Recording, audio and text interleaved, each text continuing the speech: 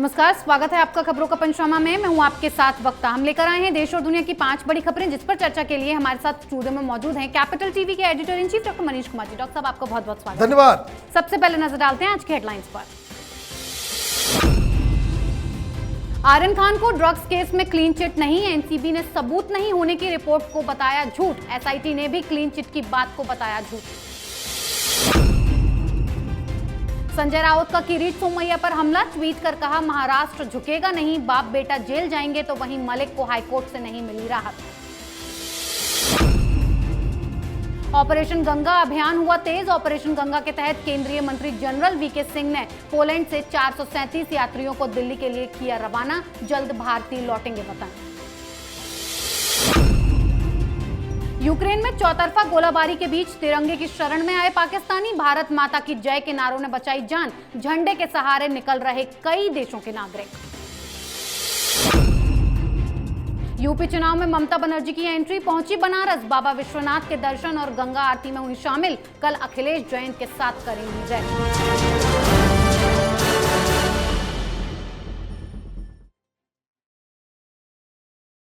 सबसे पहले बात आर्यन खान को एसआईटी से मिली क्लीन चिट की झूठी खबर पर कर लेते हैं। बॉलीवुड के बादशाह शाहरुख खान के बेटे आर्यन खान को ड्रग्स केस मामले में एसआईटी ने क्लीन चिट दे दी, ऐसी खबर आई। लेकिन ये खबर सामने आते ही हड़कंप मच गया, नेताओं की बयानबाजी शुरू हो गई, जिसके बाद एनसीबी के एसआईटी चीफ संजय सिंह ने जानकारी दी कि आर्यन खान को कोई क्लीन चिट नहीं मिली है, अभी जांच जारी है, रिपोर्ट अभी फाइनल नहीं हुई है। आपको बता दें कि दरअसल एक मीडिया रिपोर्ट में दावा किया गया था कि ड्रग्स केस में एनसीबी को आर्यन खान के खिलाफ कोई सबूत नहीं मिला है। रिपोर्ट सामने आने के बाद एसआईटी के चीफ खुद सामने आए और सारी सच्चाई बयां की। डॉक्टर साहब, पहले खबर क्लीन चिट की आती है, उसके बाद बात बदल जाती है, क्यों अफवाहें फैलाई गई? देखिए, अफवाह इसलिए फैलाई जाती है क्योंकि अफवाह फैलाने के लिए पैसे दिए जाते हैं। PR exercise, PR journalism Hindustan में कोई नई बात नहीं है जी। आज शाहरुख खान को अपने बेटे के नए वेब सीरीज का कुछ प्रमोशन लॉन्च करना था। उसके पहले यह ज़रूरी था कि लोगों के अंदर आर्यन खान के बारे में जिक्र हो, और इसलिए इस तरह की खबरें उड़ाई गई। मैं इसलिए ऐसा कह रहा हूं क्योंकि जिस रिपोर्ट के आधार पे ये तमाम ये दलाल मीडिया, लुटियन गैंग, ओहो कितने बड़ी चूक हो गई, मुसलमान लड़का था इसलिए उसको जेल में डाल दिया गया, उगाही करने की कोशिश की गई थी, तरह तरह के आरोप, समीर वानखेड़े को गालियां देना लोगों ने शुरू कर दिया। किसी ने उस रिपोर्ट को पढ़ा तक नहीं ठीक से जी। उस रिपोर्ट में एसआईटी के अधिकारी के हवाले से कोई खुलासा नहीं है। 4 बातें कही गई कि ये जो अरेस्ट हुआ वो इलीगल था। अब जो एसआईटी कह रही है कि इसमें कोई इलीगैलिटी नहीं है। दूसरी बात ये कि कोई प्रूफ नहीं मिला इसके इन्वॉल्वमेंट का।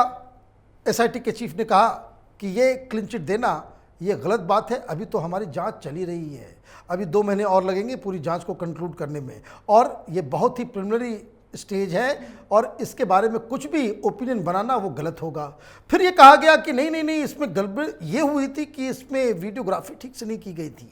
पूरे जो रेड जो हुआ कौटिला के ऊपर, उस जहाज़ के ऊपर, तो वो गलत था वो तरीका, क्योंकि वीडियोग्राफी नहीं हुआ।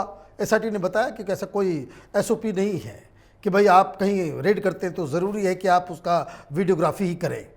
तो तमाम तरह की झूठी अफवाहें फैलाई गई। इस पर अगर आप डिटेल में जाना चाहते हैं तो खबरों की खबर हमने इस पर किया है, उस वीडियो को देखिएगा। एक एक डिटेल, क्या अखबार में छपा, क्या इसकी हकीकत है, उससे आपको सारी बातें समझ में आ जाएगी। लेकिन अफसोस के साथ ये कहना पड़ रहा है कि आज भी ये जो पैसे वाले लोग हैं अपने हिसाब से मीडिया और पब्लिक ओपिनियन को मोल्ड करने की जरूरत करते हैं।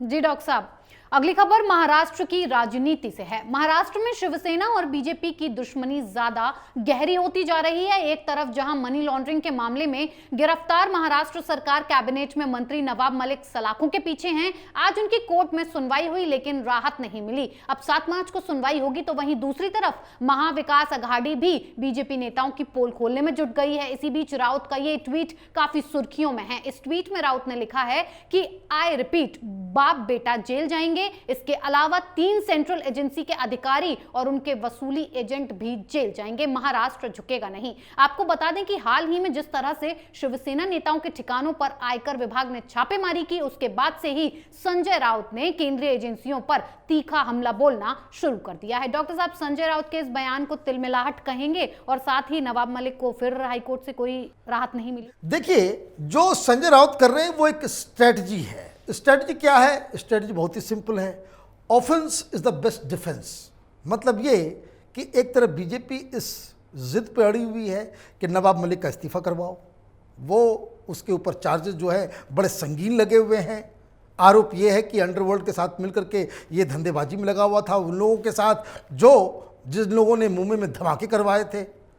और जब तक इनका इस्तीफा नहीं होगा वो विधानसभा में कोई सत्र चलने नहीं देंगे, बजट सत्र में वो विघ्न डालेंगे, वो विधानसभा के अंदर वो अपनी लड़ाई जारी रखेंगे। अब इसको डाउन करने के लिए क्या किया जाए? तो आपने पहले से ही ये घोषणा कर दी कि बाप बेटे दोनों को। अब ये किरीट सोमैया और उनके बेटे को लेकर के ये बात कही जा रही है। अब किरीट सोमैया भी वही राग अलाप रहे। उन्होंने कहा, साफ साफ ये आरोप लगाया कि चूंकि जो पिछला जो मुंबई पुलिस कमिश्नर था उसने किरीट सोमैया और उनके बेटे के खिलाफ कोई कार्रवाई नहीं की, कोई उनको क्लीन चिट दिया, उनके पास कोई ग्राउंड नहीं था, इसलिए पहले तो आपने मुंबई पुलिस कमिश्नर को बदला और अब उन पे जो है कार्रवाई करने की तैयारी वो कर रहे हैं। मतलब ये तुम डाल डाल मैं पात पात। अच्छी बात है, पॉलिटिकल पार्टीज को ऐसे ही लड़ना चाहिए आपस में, जनता का फायदा होता है। जी डॉक्टर साहब, अगली खबर ऑपरेशन गंगा के तहत लोगों की घर वापसी पर। रूस और यूक्रेन के बीच जंग लगातार 7वें दिन भी जारी है। भारत सरकार ने ऑपरेशन गंगा के तहत वायुसेना का एक विमान C-17 आज सुबह 4 बजे हिंडन एयरबेस से रवाना किया है। आपको बता दें कि यूक्रेन में फंसे भारतीय छात्रों के वतन वापसी के लिए भारत सरकार ने 4 मंत्री ज्योतिरादित्य सिंधिया को रोमानिया, जनरल वीके सिंह को पोलैंड, हरदीप पुरी को हंगरी और किरण रिजिजू को स्लोवाकिया से भारतीय नागरिकों की वापसी की जिम्मेदारी सौंपी गई है। पोलैंड से जनरल वीके सिंह ने 2 विशेष विमानों में भारतीय नागरिकों को रवाना किया। एक विमान में 218 और दूसरे विमान ने 219 भारतीय नागरिकों को लेकर पोलैंड के रिजिजो हवाई अड्डे से दिल्ली के लिए उड़ान भरी है। डॉक्टर साहब, ऑपरेशन गंगा तो कामयाब हो रहा है, लेकिन विपक्ष अभी भी सवाल उठा रहा है और रणनीति जो बनाई जा रही है उस पर राहुल गांधी उसके बारे में पूछ रहे हैं। राहुल गांधी पता नहीं उनको क्या वो खाते हैं, क्या पीते हैं, अटपटा सवाल करते हैं। ये जो ऑपरेशन गंगा है, इसके तहत आप ये समझिए हिंदुस्तान के अलावा दूसरा कोई ऐसा मुल्क नहीं है जो इस तरह का ऑपरेशन चला रहा हो। और आप एक साथ 4-4 अपने वरिष्ठ मंत्रियों को आप वार जोन में भेज देते हो, ये हिम्मत भरा फैसला है। लेकिन विपक्ष करे तो करे क्या? अब एक खबर आई, मालूम चला कि यूपी के हरदोई के किसी समाजवादी पार्टी की लड़की से वीडियो बनवा करके भी सरकार कुछ नहीं कर रही है, हमारा कुछ नहीं हो रहा टाइप से वो अफवाह फैलाने का काम। जब मुल्क के ऊपर विपत्ति हो, जब दुनिया में कुछ इस तरह के सिचुएशंस क्रिएट हो जाए जहां हिंदुस्तान भी उसके चपेट में आ सकता है, ऐसे में जो रिस्पॉन्सिबल विपक्ष होता है उसका दायित्व ये होता है वो सरकार के साथ खड़े नजर आए। इंदिरा गांधी भी प्रधानमंत्री थी, उन्होंने भी युद्ध छेड़ दिया था, उस वक्त सारा विपक्ष उनके साथ था। अब ये राहुल गांधी के नेतृत्व में और उनके देख देख कर वो तमाम विपक्षी पार्टियां वो क्रिटिकल जंक्चर्स पे वो इस तरह की बातें करना शुरू कर देते हैं जो हिंदुस्तान के इंटरेस्ट के खिलाफ चला जाता है। जैसे हम पाकिस्तान के ऊपर एयर स्ट्राइक करते हैं, ये सबूत मांगने लग जाते हैं, हम वहाँ पर सर्जिकल स्ट्राइक करते हैं, ये सबूत मांगने लग जाते हैं। तो ये एक गंदी राजनीति का परिचायक है, पहली बात ये। अब राहुल गांधी इतने ही मूर्ख हैं कि उनको हर बात के लिए ट्वीट करना पड़ता है। वो ट्वीट करके पूछ रहे हैं कि भाई आपकी रणनीति क्या है? भाई रणनीति तो दुनिया के सामने नजर आ रहा है।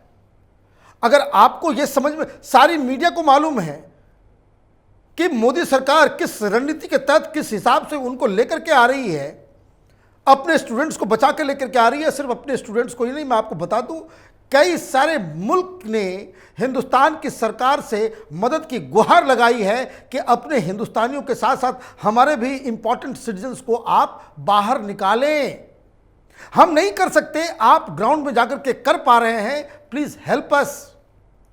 और ये भाई साहब राहुल गांधी जो प्रधानमंत्री बनने का सपना देखते हैं, इनको स्ट्रेटजी ही समझ में नहीं आती। खैर, दिक्कत क्या है, नादान बालक जो कुछ समझने के लायक ही नहीं है, उसको आप कुछ भी समझाएं, उसके पल्ले कुछ नहीं पड़ने वाला है। ओबामा ने सही कहा था, ये अधपका बच्चा है जिसे कुछ समझ में नहीं आता। जी डॉक्टर साहब, अगली खबर भारत के झंडे के सामने झुके पाकिस्तान की। भारत सरकार अपने लोगों को निकालने के लिए ऑपरेशन गंगा चला रही है। यूक्रेन में तिरंगे के सहारे भारतीय नागरिक आसानी से दूसरे देशों में जा रहे हैं, पर खास बात यह है कि पाकिस्तान के लोग जो भारत के खिलाफ जहर उगलते हैं, वो भी वहां से निकलने के लिए अपने झंडे की जगह तिरंगे का सहारा ले रहे हैं और खुद को भारतीय बताकर वहां से निकल रहे हैं। पूरी दुनिया हमारे तिरंगे की ताकत देख रही है। यूक्रेन में पाकिस्तान के छात्रों को आज हमारा झंडा उठाना पड़ रहा है, क्योंकि पाकिस्तान ने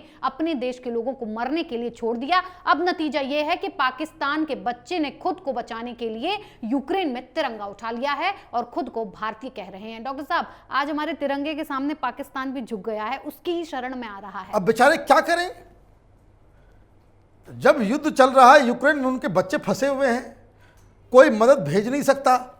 ऊपर से मूर्खता ऐसी कि इन्होंने जाकर के पुतिन के साथ फोटो खिंचवा करके अपना बाकायदा जो है जय जयकार करवा रहे हैं। रूस की के समर्थन में आपने बयान दे दिया, तो वहाँ तो कोई पाकिस्तान का झंडा लेते हुए नजर आएगा तो वो लोग पीट पीट के उसको सीधा कर देंगे। पहली बात ये। दूसरी बात ये भी समझ लीजिए, मैं एक दो बात बता रहा हूँ, बड़ा ही अजीबोगरीब सा है। तो ये पाकिस्तानी, चूँकि ये हिंदुस्तानियों की तरह दिखते हैं, तो इन्होंने सोचा कि बचने का सही रास्ता यही है कि तिरंगा उठा लो, खुद को इंडियन बताओ और वहाँ से निकल लो। लेकिन एक और डिस्टर्बिंग खबर मैं आपको बता दूँ, बॉर्डर्स पे, चेक पॉइंट्स पे, जहाँ पे सारे लोग वहाँ पे इकट्ठा हो रहे हैं, ये सिर्फ निकल ही नहीं रहे, ये पाकिस्तानी वहाँ पे चोरी वगैरह भी कर रहे हैं, हिंदुस्तानियों के ही पॉकेटमारी और तरह तरह की चीज़ें कर रहे हैं। इस तरह की भी वीडियो को मैंने देखा। कुछ लोगों से खबर भी आई कि वहाँ जो पाकिस्तानी है वो नाइजीरियन के साथ मिलके वो वहाँ पे लूटपाट मचा रहे हैं, किसी का बैग चोरी कर रहे हैं, किसी का कुछ कर रहे हैं। तो खैर, आदत जो है वो जाती नहीं है कुछ लोगों की। खैर, पाकिस्तानी हैं, बच्चे हैं, तिरंगा के सहारे ही वो निकल जाए तो कम से कम इतना जो है वो मैं कहना चाहूँगा कि पाकिस्तान की मीडिया में कुछ ऐसे चैनल्स हैं जो इस बात को भी दिखा रहे हैं कि इमरान खान की नीतियों की वजह से हमें खुद को तिरंगा लेकर के जाना पड़ रहा है, तब हमारी जान बच रही है।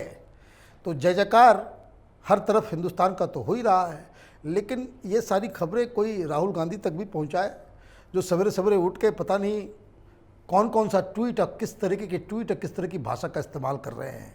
कैंपेन उनसे हो नहीं रहा, यूपी में इनकी मट्टी पलित हो गई, लेकिन फिर भी आदत इनकी अभी तक सुधरी नहीं है। जी डॉक्टर साहब, आखिरी खबर यूपी चुनाव में ममता बनर्जी की एंट्री पर। पश्चिम बंगाल की सीएम ममता बनर्जी आज पहली बार गुंडों के बीच वाराणसी पहुंची हैं। वाराणसी पहुंचकर काशी विश्वनाथ के दर्शन किए और दशाश्वमेध घाट पर गंगा आरती में शामिल हुई। ममता बनर्जी इसके बाद कल सुबह समाजवादी पार्टी की तरफ से आयोजित जनसभा को सपा अध्यक्ष अखिलेश यादव, रालोद प्रमुख जयंत चौधरी के साथ संबोधित करेंगी। सभा के बाद ममता बनर्जी वापस लौट जाएंगी, साथ ही विधानसभा क्षेत्रों में रोड शो में भी शामिल होंगी। वाराणसी में 7वें चरण का मतदान 7 मार्च को है। जैसे जैसे मतदान पास आ रहा है, वैसे वैसे सभी राजनीतिक दल अपनी ताकत झोंकने में लगे हुए हैं। डॉक्टर साहब, ममता बनर्जी यूपी वालों को गुंडा कहती हैं और आज यूपी के गुंडों के बीच और गुंडों के साथ ही रैली करने जा रही हैं। देखिए, ममता बनर्जी के बारे में मेरी एक बहुत कठोर राय है।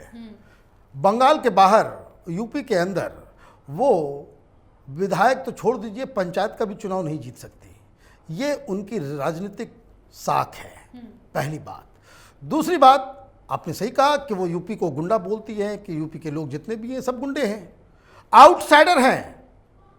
ये विदेश में आई हैं ममता बनर्जी, बंगाल से उड़ के वीज़ा लेके ये विदेश पहुंची हैं, काशी के अंदर, और वहाँ पे पूजा अर्चना तो कर रही हैं, वोट भी मांगने आएंगी। लेकिन यूपी के लोग ये बीफ ईटिंग भद्र लोग बंगाली नहीं हैं। इसलिए एयरपोर्ट पर जैसे वो पहुंची, विरोध शुरू हो गया। और एक वीडियो हमने 1 घंटे पहले हमने डाला है, वो वीडियो है उस इलाके की जिसको बंगाली टोला कहते हैं, जहाँ पे काशी के अंदर बंगाली पॉपुलेशन है। ये लोग ममता बनर्जी को किस तरह की बातों से आप उसका स्वागत कर रहे हैं, वो ज़रूर आप सुनिए। क्योंकि ये लोग सब कह रहे हैं कि ये खेला, ये जो हिंदुओं के खिलाफ जो आतंक मचाने वाली ममता बनर्जी बंगाल में खेला खेला करती है, काशी के अंदर कोई खेला होबे ना। तो वो बंगाली पॉपुलेशन ने क्या राय दिया है वो हमारे वीडियो में आप ज़रूर देखिएगा। लेकिन एक बात तो सही है कि जिस हिसाब से ममता बनर्जी ने बंगाल चुनाव के दौरान उत्तर प्रदेश का अपमान किया, वो किस मुंह से वहाँ पे अखिलेश यादव के साथ रैली करेंगी, उन्हीं बंगाली टोला में जाकर के वोट मांगने डोर टू डोर जाने वाली हैं। वहाँ के लोग स्वागत के लिए इंतज़ार कर रहे हैं। कल वहाँ पे देखिएगा कुछ न कुछ वहाँ पे उस तरह की खबरें ज़रूर आएगी कि लोग जो है ममता बनर्जी से कड़े सवाल पूछते हुए नजर आएंगे।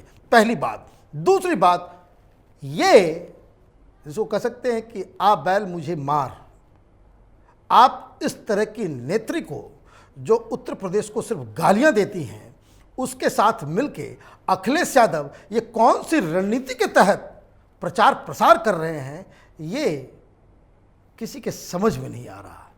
तो बनारस है, बनारस के लोग बंगालियों की तरह इतने पॉलिटिकली इनकरेक्ट नहीं होते हैं, उनका चॉइस बहुत ही क्लियर होता है। जी डॉक्टर साहब, इतनी बेहतरीन जानकारी के लिए बहुत बहुत धन्यवाद। खबरों का पंचनामा में आज के लिए इतना ही। देश विदेश की बाकी खबरों और उनके सटीक एनालिसिस के लिए देखते रहिए कैपिटल टीवी में। लाइक कीजिए, शेयर कीजिए और कैपिटल टीवी को सब्सक्राइब कीजिए। नमस्कार।